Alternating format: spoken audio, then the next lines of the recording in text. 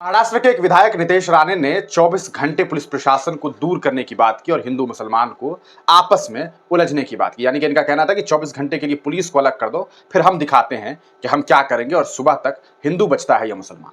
इस बयान के बाद आपको बता दें, ऑल इंडिया मजलिस इत्तेहादुल मुस्लिमीन के नेता महाराष्ट्र से पूर्व विधायक वारिस पठान ने बड़ा बयान दिया और उन्होंने कहा कि ऐसा है, आओगे तो 2 टांगों पर लेकिन जाओगे स्ट्रेचर पर। आप जानते हैं कि किस तरह से नितेश राणा ने पूर्व में भी इस तरह का एक बयान दिया था। उसने कहा था कि मस्जिदों में घुस घुस कर मुसलमानों को मारेंगे। तो बात तो सही है कि अगर आप किसी के घर में जाकर के मारेंगे तो ऐसा तो नहीं है कि सामने वाला फूल माला पहना कर कहेगा कि आओ सर हमें मारो। उनके साथ क्या होगा क्या नहीं होगा ये आप बखूबी जानते हैं। आप जरा तसव्वुर करके देखिए कि आपके घर में कोई व्यक्ति घुस करके आपके साथ मारपीट करे तो उस वक्त आप क्या करेंगे, आप क्या कर सकते हैं। हालांकि मैं आप तमाम लोगों से अपील करता हूं कि हिंसा नहीं करनी चाहिए।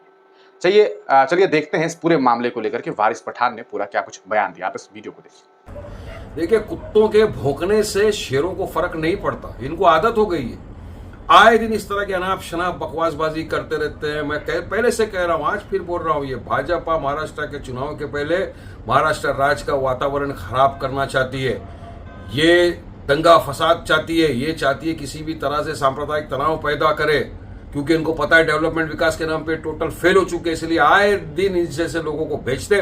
पहले भी रामगिरी ने हमारे हुजूर मोहम्मद मुस्तफा सल्लल्लाहु अलैहि वसल्लम की शान में गुस्ताखी की, हमने FIR किया, एहतजाज किया, लेकिन आज तक उसको अरेस्ट नहीं करते। यहां तक कि महाराष्ट्र के मुख्यमंत्री शिंदे जी कहते हैं कि इसका बाल बाका नहीं होने देंगे। अरे इससे दिलों को ठेस पहुंचाइए दुनिया भर के मुसलमानों को, आप उसका कुछ नहीं करते। यही राणे पिछली बार भी कहा था, मुसलमानों को मस्जिद में घुस घुस के मारेंगे, चुन चुन के मारेंगे। आजा बेटा, बैठे आजा, मस्जिद में आएगा, 2 टांग पे जाएगा तो स्ट्रेचर पे ही तू। डरते नहीं है, हम चुड़िया पहन के नहीं बैठे, हम तुम कायदे कानून का पालन करते हैं, इसके लिए खामोश बैठे। और हमारी खामोशी का इतना इम्तिहान मत लो।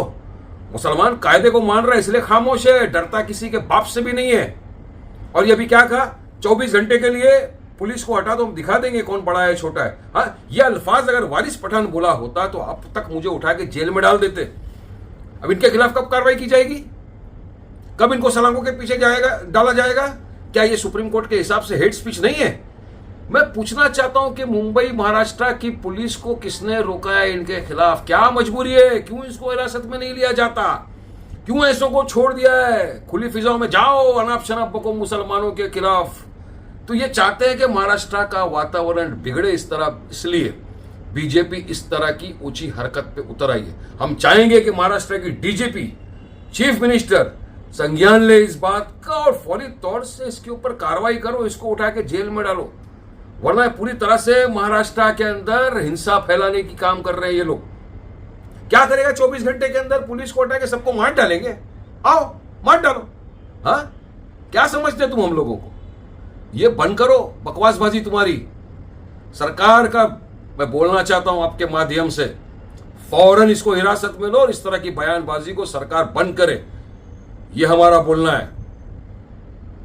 तो आपने सुना कि वारिस पठान ने किस तरह से नितेश राणे के उस बयान के 24 घंटे के लिए पुलिस हटा दो, फिर हम देख लेंगे मुसलमानों को और सुबह देखेंगे कि कौन बचता है, हिंदू या मुसलमान। सीधे तौर पर ये मुसलमानों को एक धमकी है।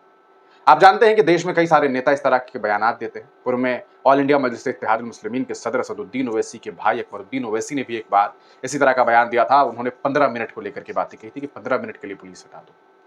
लेकिन उनके उस बयान के बाद मामला कोर्ट में गया, न्यायालय में गया, बड़ी बातें हुई, बड़े बयानात हुए, न जाने कितने दिनों तक मीडिया उनके ऊपर प्राइम टाइम करती रही। लेकिन नितेश राणे जैसे छोटे कद के लोग जब इस तरह की बातें करते हैं तो शायद मुझे लगता है कि मीडिया को भी लगता है कि यार इन पर प्राइम टाइम नहीं किया जा सकता, क्योंकि इनसे वो मज़ा नहीं मिलने वाला जो अकबरुद्दीन ओवैसी से मिल सकता था।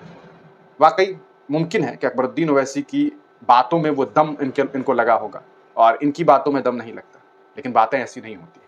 नितेश राणे ने जो कहा है वो बिल्कुल गलत है।